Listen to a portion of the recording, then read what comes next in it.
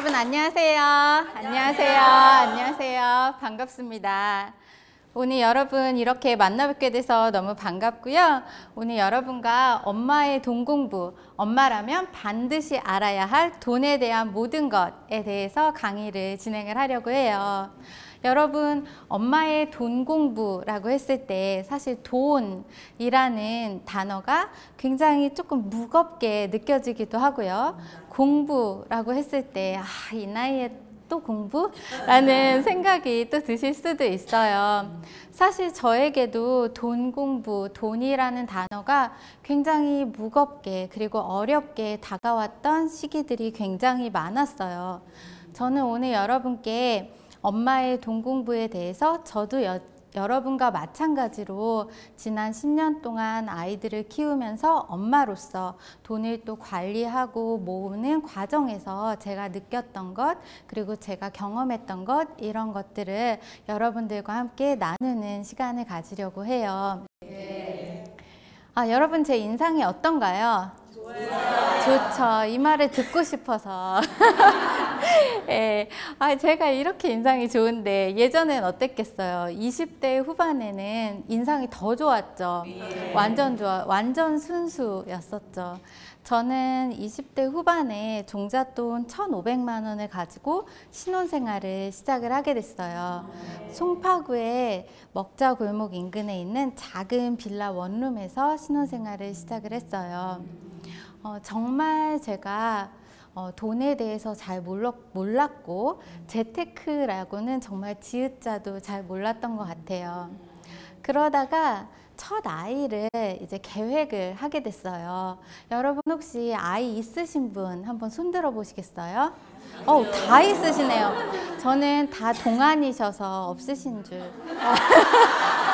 그래서 여러분이 다 아이 있으시구나. 좋아요. 저도 왜 여러분 첫 아이 처음 기다릴 때 생각나세요? 네. 첫 아이 태어나기 전에 우리 얼마나 설레요. 정말 설레고 준비도 많이 하죠. 아이 기저귀부터 시작해서 정말 조그만 거 하나까지도 많이 준비를 해두잖아요. 저도 그랬어요. 정말 준비를 많이 했고 제가 꼭 해주고 싶었던 건 하늘색 이렇게 벽지가 있고 노랑 아기 침대에 이렇게 딸랑이도 있는 그런 예쁜 아기 방을 꾸며주고 싶었어요. 근데 저희 집이 작은 빌라 원룸이었기 때문에 아기 방을 꾸밀 공간이 별로 없었어요. 그때부터 제가 나도 우리 아이한테 정말 아기가 잘 놀 수 있는 그런 예쁜 아기방 꾸며주고 싶다라는 생각을 하게 됐어요. 그래서 정말 독하게 마음을 먹었어요. 신혼 3년 동안 정말 안 먹고 안 쓰고 돈을 모으게 됐어요. 근데 사실 안 먹질 못했어요. 안 먹었어야 되는데 좀 덜 먹었어도 됐는데 안 먹지는 못했지만 안 쓰고 돈을 열심히 모으게 됐어요. 정말 독하게 돈을 열심히 모아서 3년 만에 종잣돈 1억 원을 모으게 됐어요. 그렇죠. 이런 반응이 나와주셔야 제가 계속 이제 힘을 내서 할 수가 있죠.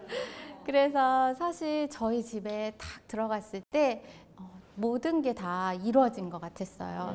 이제 내 세상인 것 같았고 너무 행복했죠. 근데 그 기쁨이 그렇게 오래가진 못했어요. 다음 달 17일인가부터 제가 내야 할 돈이 생기기 시작했어요. 뭐였을까요? 그렇죠. 다 지금 내고 계시는 거죠. 담보대출 이자를 내게 됐어요. 그리고 우리 아이들 키우면서 아시겠지만 아이가 크면 클수록 돈이 적게 드나요? 많이 드나요? 많이 들죠. 아이가 공부를 잘하면 돈이 적게 드나요? 많이 드나요? 많이 들어요. 아이가 공부를 못하면 돈이 적게 들까요? 많이 들까요? 여전히 많이 들어요. 엄마가 포기할 수가 없어요.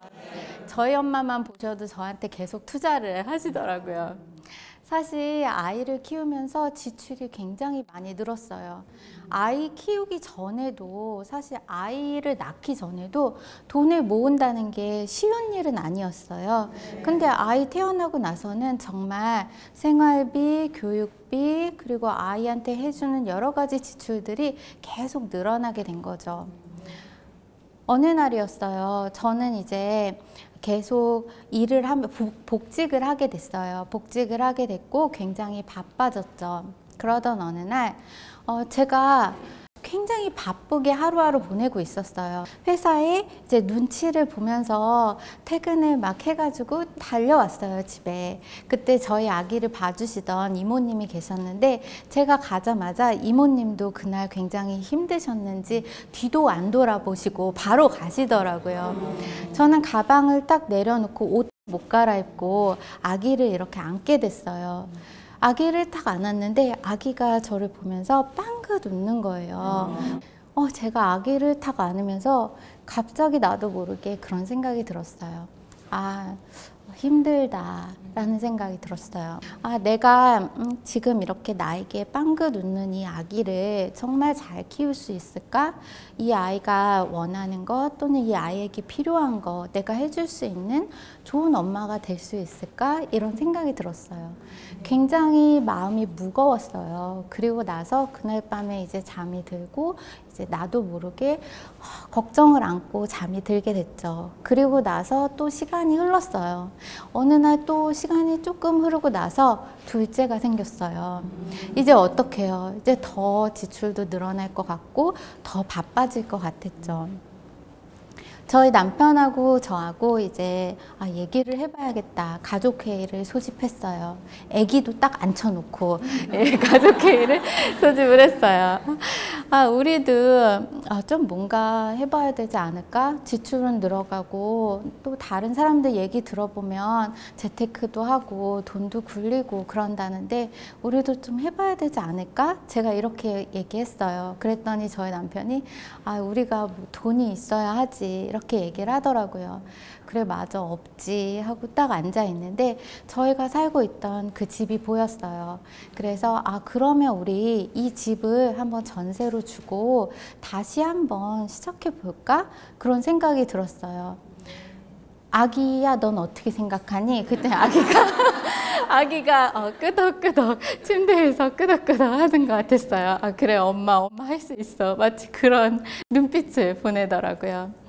그래서 저희가 살고 있던 아파트는 전세를 주고 이번엔 빌라로 이사를 갔는데 정말 이번에는 종잣돈을 많이 마련을 하고 싶어서 옥탑방으로 이사를 가게 됐어요. 그리고 독하게 돈 공부를 시작을 하게 됐죠. 사실 옥탑방으로 이사를 가게 되면서 굉장히 마음은 강하게 먹었어요. 나도 잘할 수 있을 것 같았죠. 근데 막상 이사를 하고 나서는 다시 또 잠이 안 오는 거예요. 내가 왜 이런 결정을 했을까? 그냥 거기 있을 걸. 이러다가 나 다시 우리 집으로 못 들어가면 어떡하지? 이런 걱정이 가장 많이 됐어요. 그리고 그런 두려움이 가장 컸고 빌라 꼭대기층이라 그런지 굉장히 더웠어요. 왜 올해 여름 너무 덥죠. 그해 여름도 너무너무 더웠어요. 정말 더운데 밤이 되면은 에어컨을 키면 전기세가 너무 많이 나오니까 창문을 막 다 열어놓고 선풍기 켜놓고 이렇게 자는데 빌라라 그런지 집이 다닥다닥 이렇게 붙어 있었어요. 바로 옆집이 그냥 바로 앞에 이렇게 보였어요. 창문을 열면. 옆집에서 밤 되면 막 싸우는 소리, 부부싸움 하는 소리도 막 들리면 선풍기 돌아가는 소리, 부부싸움 소리, 그리고 이 더위, 거기다 나의 앞날에 대한 두려움 때문에 잠을 잘 못 잤어요. 그리고 또 여러분 지난해 겨울 굉장히 추웠죠. 그해 겨울은 더 추웠어요. 마음이 사실 정말 외풍도 너무 심했고 바람도 너무 심했고 너무 추웠는데 또 보일러가 동파될까 봐 매일매일 걱정이 되게 컸어요. 그러던 어느 날 둘째 아기를 이제 목욕을 시키려고 하는데 보일러가 안 되는 거예요. 그래서 봤더니 보일러가 작동이 안 돼요. 주인한테 얼른 얘기를 해야겠다 해서 주인 집으로 이렇게 뛰어 내려갔어요. 뛰어 내려갔는데 주인이 안 계시는 거예요. 그래서 당장 아기는 씻겨야겠고 일단 따뜻한 물이 없으니까 뜨거운 물을 끓여야겠다 해서 주전자에 이제 물을 끓이기 시작했어요. 뜨거운 물을 이제 그 작은 부엌에서, 부엌이 정말 좁았거든요. 딱 냉장고 놓고 정말 한 이 정도 공간밖에 별로 없었어요. 거기서 뜨거운 물을 이렇게 끓이려고 물을 데우고 있는데 갑자기 되게 서러운 생각이 드는 거예요. 왜 사람이 마음이 좀 울적하면 굉장히 작은 일도 너무나 크게 느껴지잖아요. 사실 그 뜨거운 물 데우는 게 그렇게 뭐 아주 서러워할 일도 아니었지만, 보일러는 고장나고 나는 이 조그만 집에 있고 물까지 안 되고 뜨거운 물도 없고 이러니까 굉장히 마음이 다 가라앉는 거예요. 그렇게 하고 그날 밤에도 또 잠이 안 오기 시작했어요. 그날 밤에 가만히 누워 있는데 굉장히 이런 생각이 들었어요. 나 이러다가 좀 가난해서 벗어나기 힘들 것 같아. 내가 어느 세월에 다시 경제적인 능력을 가지고 또 경제적 자유를 얻을 수 있을까? 이런 생각이 들었어요. 또 한편으로 그렇게 내 마음이 가라앉고 있다 보니까 이런 생각이 들었어요.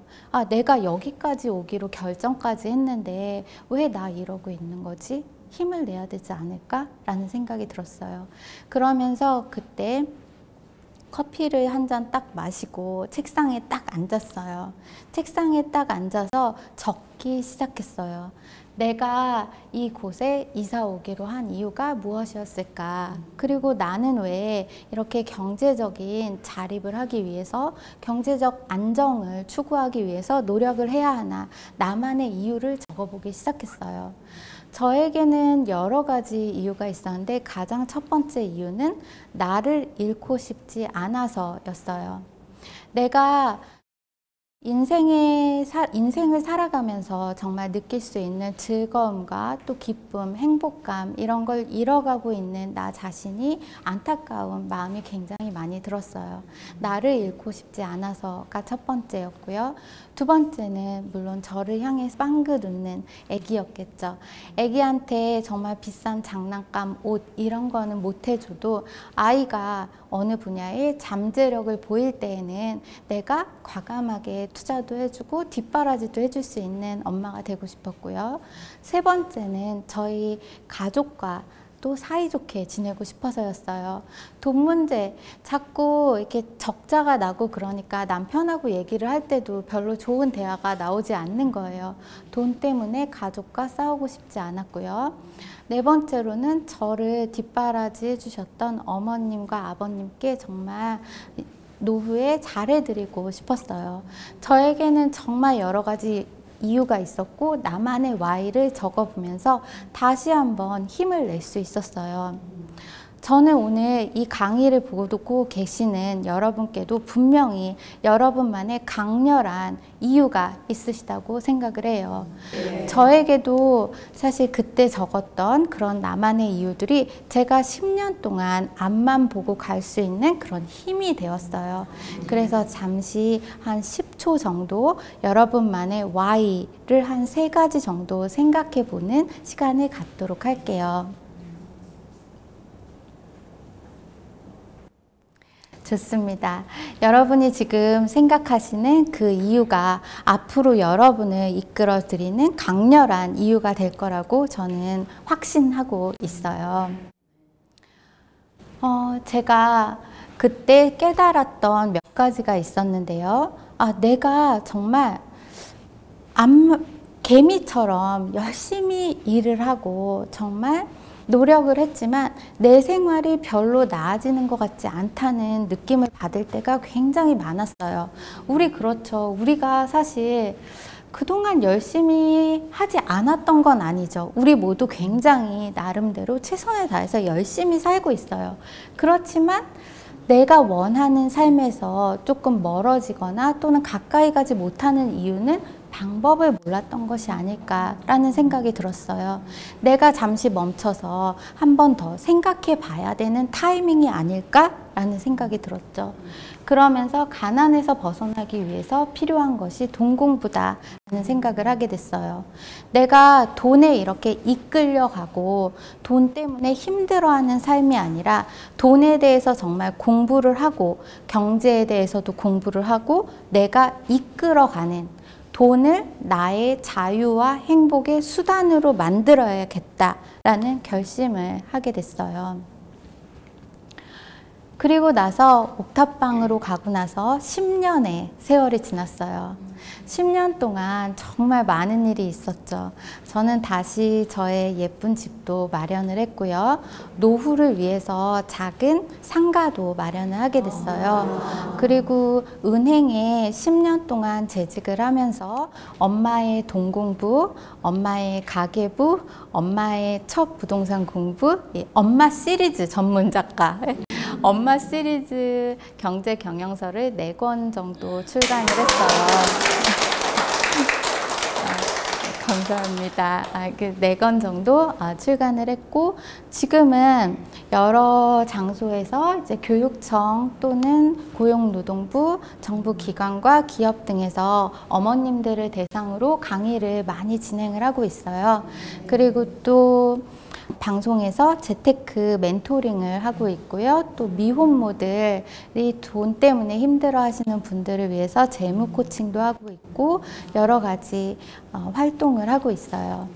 사실 여러분과 재테크 책 저자로서 또 재테크 강사로서 이렇게 여러분들을 오늘 만나 뵙게 됐지만 말씀드렸듯이 10년 전으로 돌아가 보면 저는 정말 돈에 대해서 몰랐고 힘들었던 적이 굉장히 많았어요. 예전에 제가 가장 힘들었던 것 중에 하나는 신혼 때 원룸에서 시작했을 때 왜 이렇게 내 시작은 초라하지? 라는 생각을 많이 했어요. 간신히 노력해서 내 집을 마련을 했지만 다시 이사를 가야 됐을 때도 와, 나는 왜 이렇게 잘 안 되는 것 같고 이렇게 힘들지? 라는 생각 많이 했었어요. 내가 열심히 하는데 별로 변화가 없는 하루하루가 똑같은 하루하루가 버겁다는 생각이 많이 들었어요. 그리고 종잣돈이 없으니까 내가 잘 안 되는 것 같았어요. 못할 것 같다라는 생각 많이 들었고 이런 생각하다 보니까 세상이 왜 이렇게 불공평한가 라는 생각이 들었어요. 누구는 금수저로 태어나서 노력도 안 하는데 다 되는 것 같고 나는 굉장히 아등바등 사는데 그래도 별 다른 변화가 없는 것 같았어요. 굉장히 우울하고 좌절감이 많이 들었죠. 근데 그런 시간이 좀 흐르고 제가 한동안 굉장히 우울해하고 있었는데 그런 시간이 흐르다가 나도 모르게 이런 생각이 들었어요. 제 마음속에서 굉장히 내 마음 깊은 곳에서 작은 목소리가 들리기 시작했어요. 굉장히 작은 목소리였지만 제가 분명히 느낄 수 있는 목소리였어요. 그 목소리를 가만히 들어보니까 이런 생각이 들었어요. 네가 정말 절박하게 노력해 본 적이 있니? 라는 목소리가 들렸어요. 그리고 너가 종잣돈이 없으니까 좀 더 노력을 해야 되지 않을까? 그리고 이렇게 한탄하고 불평할 시간에 차라리 너 자신을 바꿔보면 어때? 라는 목소리가 굉장히 작게 들렸어요. 그러면서 사실 저는 계속 앞으로 나아갈 수 있었어요. 우리 안에는 항상 2명의 내가 있는 것 같아요. 여러분 안에도 여러분 안에도 2명의 내가 있고 또 저 역시 2명의 내가 항상 싸우면서 앞으로 나아가고 있는 것 같아요. 저는 여러분께 말씀드리고 싶은 것이 나는 오늘 어떤 내가 될지 선택할 수 있다는 거예요. 내가 나를 선택하는 거죠. 돈에 이끌려가고 누군가에게 의존하는 나약한 내가 될 것인가 아니면 내가 앞으로 한 걸음 더 나아갈 수 있는 힘을 가진 강한 내가 되기 위해서 노력하는 내가 될 것인가 나는 오늘 어떤 내가 될지 나를 선택한다 라는 말씀을 드리고 싶어요. 여러분 지금보다 안정적이고 자유로운 삶을 원하시죠? 예. 제가 가장 먼저 드리고 싶은 말씀은 경제적 자유로 가는 길이 이미 여러분 안에 있다라는 말씀을 드리고 싶어요. 말씀드렸듯이 제가 그동안 힘들었던 순간을 극복할 수 있었던 건 내 자신이 변하면서 그리고 내가 내 편이 되어주면서 많은 것이 변하기 시작했어요. 기회가 보였고 희망이 보이기 시작했어요. 그래서 오늘 먼저 엄마의 동공부 마인드를 먼저 말씀을 드리고 시작을 하려고 해요. 첫째는 나는 더 이상 남을 탓하지 않겠습니다. 둘째, 나는 더 이상 환경을 원망하지 않겠습니다. 셋째, 나는 절박한 마음으로 노력하겠습니다. 넷째, 나는 나 자신을 끝까지 믿어주겠습니다. 다섯째, 나는 반드시 행동하겠습니다. 예요. 제 친구 중에, 제가 잘 아는 친구 중에 강의를 굉장히 좋아하는 친구가 있어요. 그 친구가 강의 굉장히 열심히 들어요. TV 특강도 자주 보는 것 같아요. 근데 강의만 5년째, 강의만. 별로 이렇게 뭐 달라지는 건 없는 것 같아요. 사실 엄마들이 강의를 듣는다는 게 굉장히 힘든 일이에요. 저도 아이를 키우고 아이 육아와 집안일 하고 나서 밤에 드라마 한 편 보는 게 저의 최고의 낙인 순간들이 있어요. 근데 강의를 듣는 것 이 자체가 너무나 대단하신 일인데요. 강의를 듣고 나서 여러분의 삶에 아무 변화가 없다면 너무나 안타까운 일이겠죠. 저는 오늘 여러분의 삶에 강의를 듣기 전과 강의를 듣고 난 후에 여러분의 삶에 분명한 변화가 있었으면 좋겠어요. 근데 그 변화는 어디서 오냐면 바로 행동에서 오게 돼요. 여러분의 작은 행동이 여러분의 삶을 크게 변화시키게 돼요. 그래서 마지막 5번째, 나는 반드시 행동하겠습니다. 이것만 한번 따라해 보도록 할게요. 나는 반드시 행동하겠습니다. 아주 좋습니다. 여러분 목소리가 너무 에너지가 넘치시고 이 좋은 기운을 받아서 또 진행을 해보도록 할게요. 이제부터 본격적으로 돈에 대해서 이야기를 나누려고 하는데요. 여러분 예전에 이 드라마 보신 적 있으신가요? 드라마를 보면 상금 5천만 원을 이제 받게 되죠, 아들이. 그러면서 이 돈을 어디다 쓸 것인가, 어떻게 할 것인가 얘기를 많이 해요. 아파트에 넣을 것인지 또는 은행에 넣을 것인지. 근데 이런 대목이 나와요. 이 돈을 은행에 넣을까 했더니 으이그 그 은행이자 그거 얼마나 한다고요, 이런 말이 나와요. 그랬더니 물론 뭐 금리가 쪼까 떨어져서 15%밖에 안 하지만 이라고 대답을 하죠. 당시에는 금리가 15%밖에 안 됐어요. 근데 지금은 어떤가요? 금리가 거의 2%대로 확 떨어지게 됐어요. 예전에 저희 어머님 친구 중에는 굉장히 여유롭게 지금 살고 계시는 분이 있는데, 그분은 예전에 정말 월급을 한 푼, 두 푼 안 쓰고 열심히 모은 다음에 예금과 적금에 넣어두고 그리고 조그만 내 집을 사고 그랬더니 그 지역이 개발이 되면서 나중에 차익이 나면서 노후를 그냥 여유롭게 사실 수 있게 됐죠. 예전에는 그랬지만 지금은 굉장히 많은 것이 달라졌죠. 집도 그냥 사기만 한다고 오르지도 않고 돈도 은행에 넣어두기만 한다고 팍팍 오르지 않죠. 그리고 지금 여러분들은 전세가 예전에는 굉장히 많았지만 지금은 절반 이상이 보증부 월세예요. 반전세가 늘어나고 있는 거죠. 그리고 월세는 점점 높아지고 있어요. 집주인의 입장에서도 전세금을 받아서 은행에 넣어둬도 이자가 별로 없기 때문에 차라리 월세를 조금이라도 받아야겠다 이런 생각을 하는 거죠. 점점 보증부 월세가 높아지고 있어요. 그리고 얼마 전 기사를 보면 쉬지 못하는 노년, 생활비 압박에 취업 희망이 늘어라고 되어 있어요. 취업을 은퇴를 하고 나서도 다시 구직 활동을 하시는 분이 굉장히 많아지고 있죠.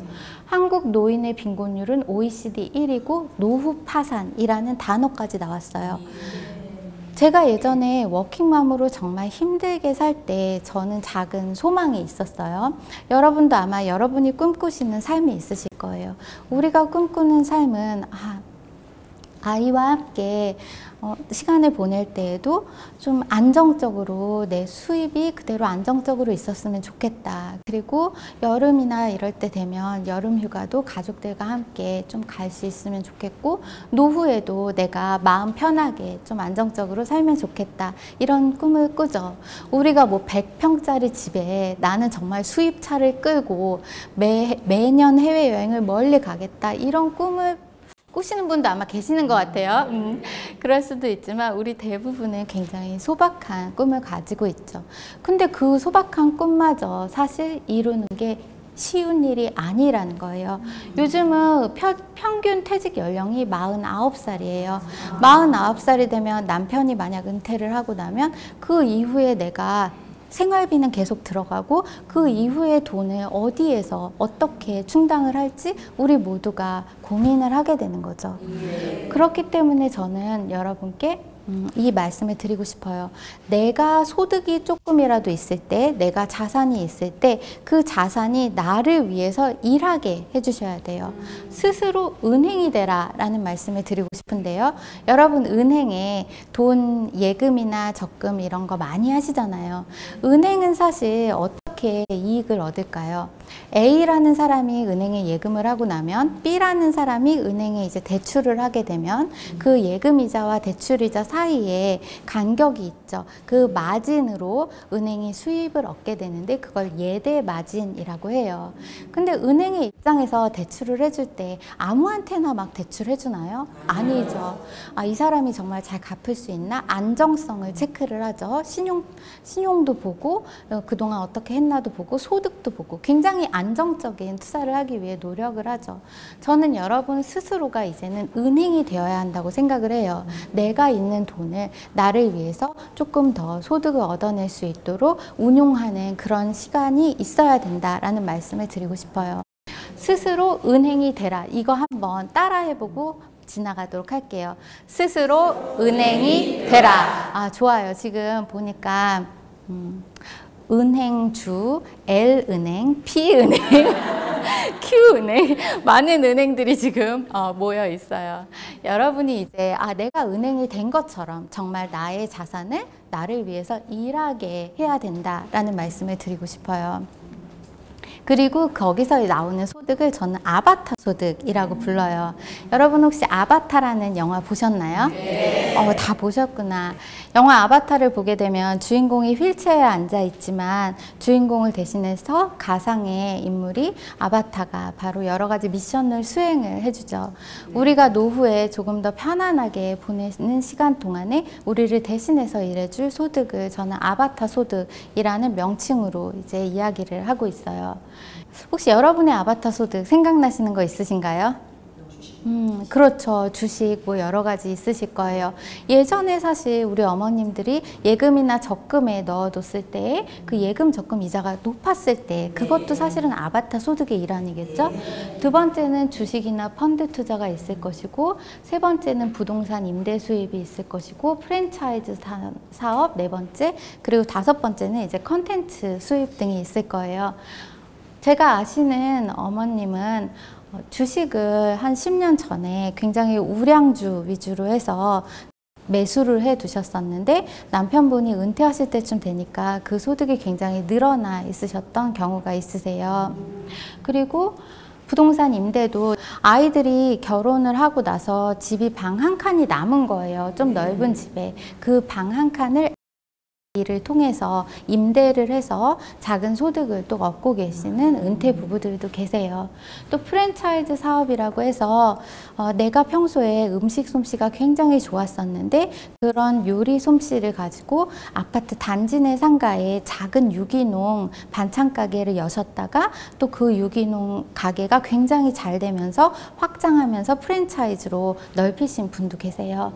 실제로 우리 어머님들은 사실 내가 뭐 할 수 있는 게 별로 없을 것 같아 라고 생각하실 수도 있지만 내가 갖고 있는 그 장점이 굉장히 많으세요. 여러분의 살아온 세월 동안 여러분이 배워오신 거 그리고 여러분만의 강점을 다시 한번 들여다본다면 그것이 바로 수입이 될 수 있어요. 컨텐츠 수입 같은 경우에는 여러분 유튜브 많이 보시나요 요즘에? 네. 그쵸. 요즘은 정말 유튜브로 많은 수익을 내고 계시는 분이 계신데 심지어는 연세가 많으신 박막래 할머니도 굉장히 칠순이 넘으셨는데도 하시면서 수입을 얻기도 하세요. 그래서 내가 가진 강점과 나의 재능을 돈으로 바꾸는 그런 컨텐츠 수입을 얻으실 수도 있다는 거. 그리고 요즘은 정말 100세의 시대거든요. 내가 갖고 있는 작은 재능이라도 계속해서 어떤 식물을 키우듯이 사랑해주고 강점을 알아봐주고 거기에 조금 더 투자를 해준다면 여러분에게는 분명히 그 재능이 돈이 되는 날이 올 것이라고 저는 생각을 해요. 사실 저도 아바타 소득을 굉장히 많이 만들고 싶었겠죠. 굉장히 센 아바타, 힘센 아바타, 강력 아바타를 만들고 싶었죠. 그래서 처음 생각했던 건 주식 투자였어요. 당시에 제가 주식에 이제 관심을 갖게 됐는데 저희 남편은 좀 굉장히 안정적인 걸 좋아해요. 그래서 저한테 자기야 우리 이 S전자 주식하자 그렇게 얘기를 했어요. 당시에 S전자가 한 50만 원이 안 됐었어요. 근데도 저한테는 되게 비싸게 느껴진 거예요. 그래서 아우 무슨 이랬어요. 그때 당시에 제 지인 중에서 주식을 좀 공부한다는 잘한다는 지인이 있었는데 그 지인이 이 주식이 정말 좋아. 이게 뜰 거야 라고 얘기를 했어요. 그래서 그 지인의 말을 듣고 이제 투자를 했죠. 그 주식이 가격도 아주 착해서 제가 전자 몇 주 살 돈이면 그 주식을 한 1000주 이상 살 수 있었어요. 굉장히 가격이 착했죠. 나중에 결과적으로는 S전자는 굉장히 많이 오르고 몇 배가 되고 저의 그 작은 착한 가격의 그 주식은 떨어지게 됐어요. 그리고 나중에 정말 휴지 조각처럼 돼버렸죠. 그때 제가 깨달은 게 있어요. 내가 아바타 소득을 만들려는 것도 물론 그 노력도 중요하지만 원칙을 가지고 해야겠다라는 생각을 했어요. 처음 시작하는 엄마의 돈 공부 3대 원칙으로 말씀을 드려요. 첫째는 소액으로 시작하자는 거예요. 저는 막 몇천 주 막 이렇게 샀었거든요. 굉장히 욕심이 과했죠. 처음에는 내가 작은 돈으로 소액으로 반드시 시작하시라는 말씀을 드리고요. 잘 아는 분야에서 시작하셔야 돼요. 저는 잘 이름도 모르는 회사였는데 남이 좋다고 하니까 했던 거예요. 이렇게 잘 모르는 분야가 아니라 내가 잘 알고 있는 분야에서 시작을 하셔야 되고 가치를 분석하라. 세 번째는 가치를 분석하라는 거예요. 내가 그 가치를 보려고 했던 것이 아니라 저는 수익률에 눈이 멀었던 거죠. 이게 확 오르면 얼마, 이 수익률에 눈이 멀었던 거죠. 그 이후에는 제가 그 실패를 하고 나서는 정말 이 세 가지 원칙, 소액, 잘하는 분야, 가치 이 세 개를 절대로 잊어버리면 안 되겠다라는 생각을 하게 됐어요. 그러면서 그때 이후로는 계속해서 그렇게 크게 잃지 않는 투자를 하게 됐는데요. 또 돈 공부의 핵심이 자기 자신을 잘 아는 것에서 시작해요. 당시에 저는 그 주식 회사도 잘 모르고 잘 아는 분야도 아니었는데도 했던 거고요.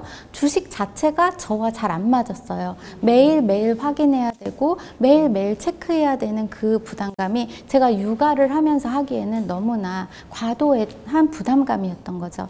여러분이 먼저 돈 공부를 잘 하시려면 내가 가진 강점이 뭔지, 내가 잘 알고 있는 분야는 뭔지, 나는 어떤 성향을 가진 사람인지 이게 굉장히 중요해요.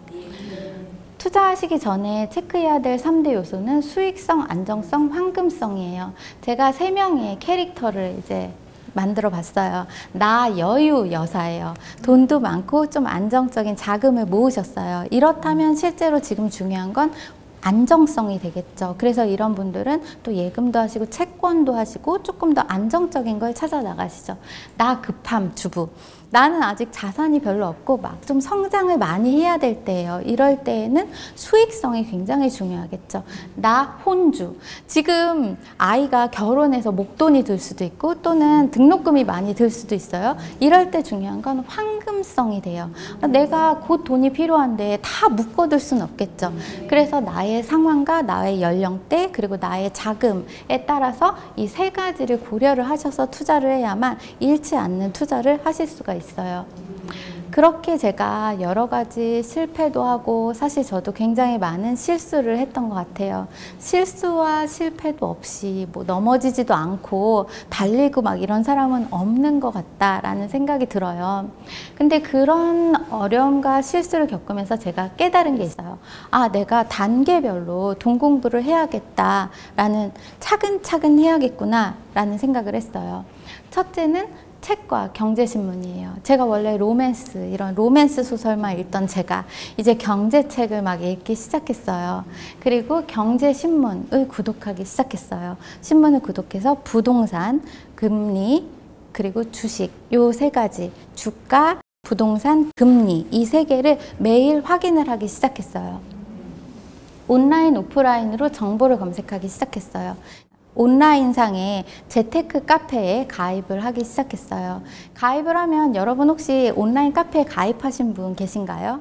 어떤 카페든 가입을 하면 실명을 쓸까요? 닉네임을 쓸까요? 닉네임을 쓰죠. 저도 가입을 해서 나는 부자가 되겠다라는 마음으로 뉴리치라고 이제 가입을 했어요.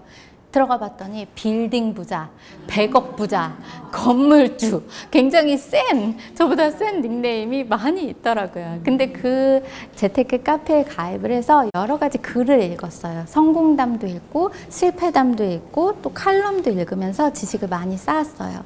근데 제가 아시는 분은 엄마 친구분이신데 재테크 카페 이런 거 가입 안 하세요. 근데도 재테크 굉장히 잘하시고 건물도 갖고 계세요. 이분은 근데 취미가 있어요. 이분이 점심은 명동에서 드셔도 커피는 어디서 드실까요? 부동산에서 커피를 드세요. 본인이 내가 부동산을 공부해야겠다라는 생각이 드셨나 봐요. 그래가지고 한 점심때쯤 되면 커피도 한 잔 사고 야구르트도 몇 개 사가지고 부동산에 들리시는 거예요. 거기 앉아 있으시면 사람들이 막 왔다 갔다 하고 금매 소식도 듣게 되고 또 시세도 알게 되고 자연스럽게 파악을 하게 되죠. 여러분이 이 분야에 대해서 공부해야겠다라고 생각을 하면 내가 배울 수 있는 누군가가 필요하고 동료가 필요해요. 이럴 때는 내가 먼저 다가가는 것이 굉장히 중요하고 또 부동산에 갔을 땐 빈손으로 막 가서 그냥 앉아 있으면 별로 그렇게 큰 도움을 받지 못하실 수도 있어요. 내가 먼저 줘야 하고 내가 먼저 드리는 그 마음가짐에서 굉장히 많은 것을 더 배울 수 있다라는 말씀을 드리고 싶어요.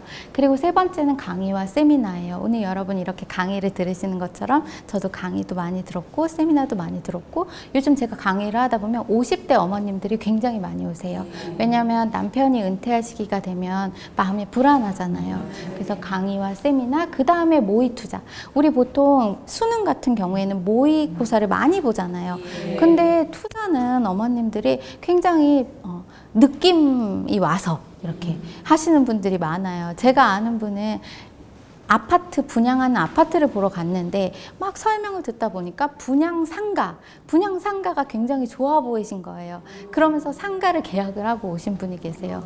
나중에 상가의 상권이 안정되기까지 시간이 오래 걸렸거든요. 굉장히 고생 많이 하셨어요. 그래서 모의 투자가 반드시 필요해요. 그리고 나서 실전 투자를 해야만 여러분이 잃지 않는 안정된 투자를 하실 수가 있다라는 말씀을 드려요. 여러분 우리 보면은 예전에 나편한 양이 있었고 나미래 양이 있어요. 나편한 양은 둘이 비슷한 시기에 결혼을 했어요. 근데 이 나편한 양은 처음에 결혼할 때 전세자금 대출을 받아서 24평 새 아파트에 입주를 하게 됐어요.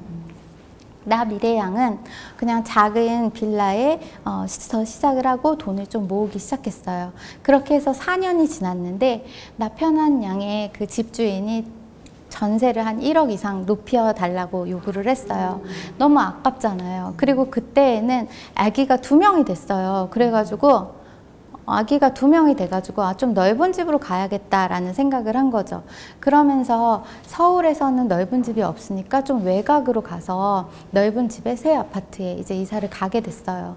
나 미래 양은 4년 후에 역세권에 좀 작은 아파트 24평 소형으로 해서 역세권에 집을 마련을 하게 됐어요. 그리고 나서 시간이 흘렀는데 가격이 어떻게 됐을까요?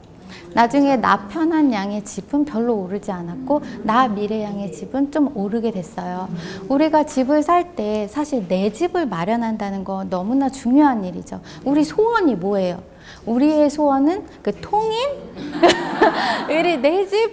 그렇죠. 우리 모두가 우리 가족하고 정말 편안하게 잘 살다 잘 살 수 있는 내 집 마련이 꿈이잖아요. 근데 이런 내 집 마련을 어디에다 하느냐가 사실은 미래를 좌우할 수 있는 한 가지 요소가 된다는 거예요. 내가 노후가 돼서도 나의 집의 가격이 떨어지지 않고 그대로 유지가 될 수 있는 그런 집을 골라야겠죠. 그래서 그 몇 가지 요소들을 함께 살펴보려고 해요. 첫째는 역세권, 교통이 굉장히 중요하고요. 그 다음엔 대단지, 그 다음에 편의시설, 학군, 조망권이 5가지를 이야기를 해요.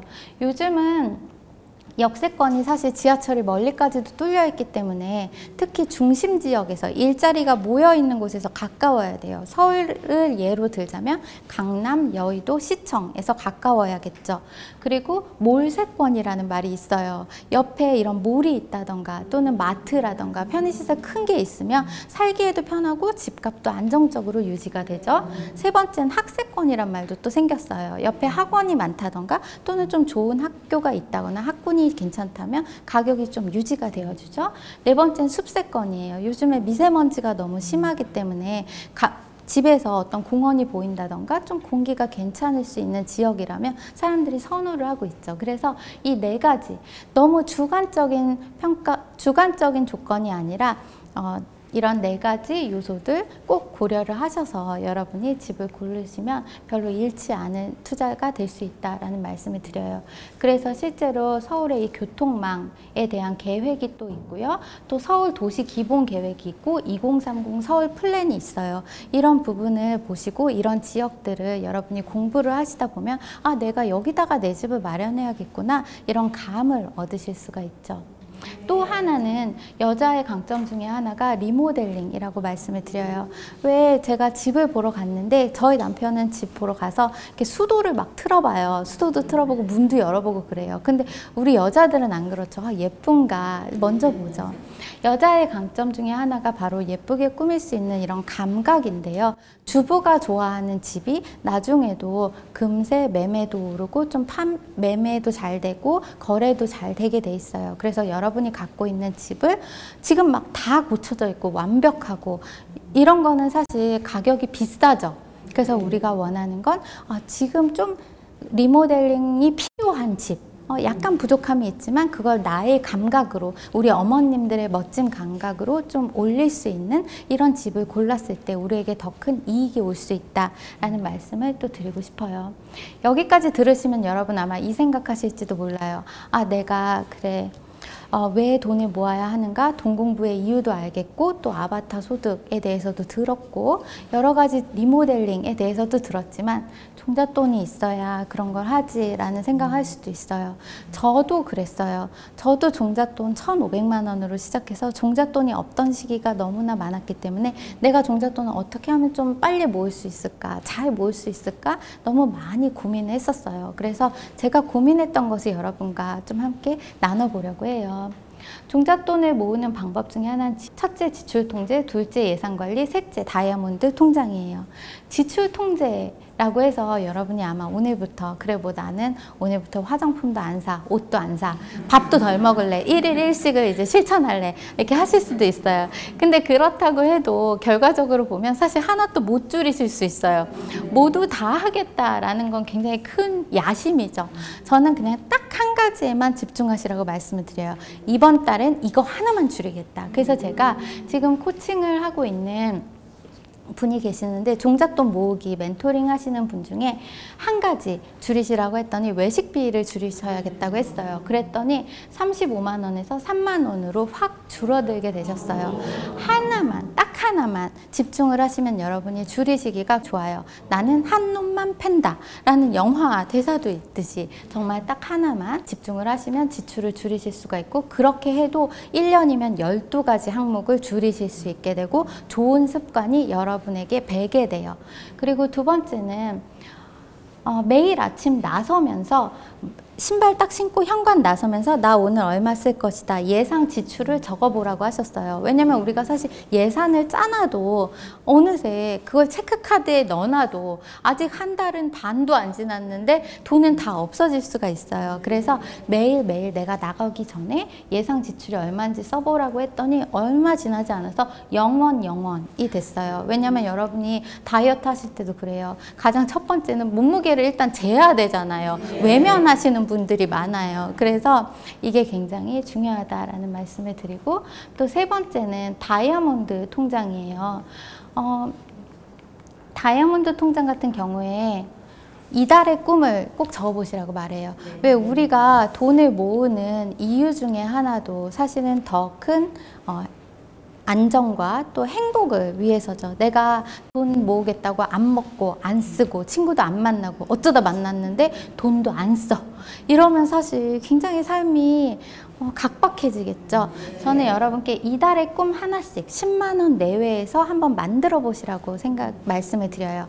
말씀드렸더니 어떤 분은 나는 가족과 휴양림을 가겠다, 또는 나는 한번 발 마사지 한번 받아보고 싶다, 나는 작은 귀걸이 하나 사고 싶다, 이렇게 자신만의 꿈이 있으세요.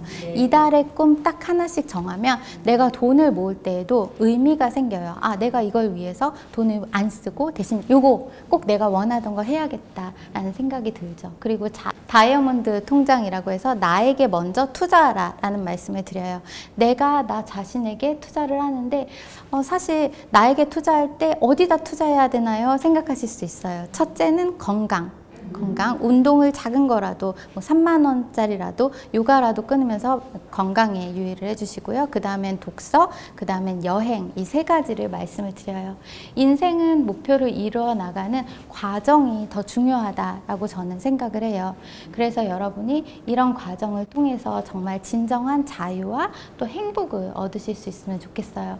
그리고 그 중간중간에 사실 슬럼프가 오실 수 있어요. 돈도 모으고 공부도 하다 보면 힘드시잖아요. 그럴 때 여러분을 이끌어 줄 수 있는 것은 바로 나만의 목표를 적는 것이에요. 종잣돈 모으기, 내 집 마련, 아바타 소득, 이렇게 여러분만의 목표를 적으시면 여러분이 앞으로 꾸준하게 나아가실 수가 있어요. 강의를 마무리를 하면서 꼭 이 말씀을 드리고 싶어요. 아는 만큼 보인다고 하던가, 실제로 돈 공부에 있어서는 아는 만큼 보인다라는 말씀을 꼭 드리고 싶고, 기회가 항상 내 곁에 있다. 그렇지만 내가 모르면 그것이 기회인 줄도 모르고 사라져 버리게 돼요.